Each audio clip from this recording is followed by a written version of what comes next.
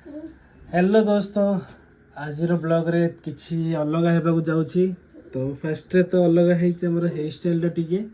तापर अच्छी आमर किसी फोटोशूट करने को तो कौन फोटोशूट अच्छी चलते आगे देखा तो फास्ट खाई नवा पेट पूजा फास्ट आज कौन बनईच भात डाली कलरा आलू छणा माने जो चिप्स कहते आम चिप्स आउ आलू सीझा बैगण पोड़ा ओह एक नंबर ये जिनसा मोर बहुत फेवरेट रही मास्टर शेफ आपर आउ कि बनइबे तार ये फोटोशूट होगा अच्छी आर अलग चलती ये देखो कौन कर खाइबा सरला परे आमे आसिलु टिके रेस्ट करलु तापरे रेस्ट करू करू गोटे घंटाटी पहला तापर आमे किछि एप्लिकेशन रे अपडेट करलु तापर आसिलु अबे किचन को किचन रे आमे किछि करबा को जाउछु जोटा कि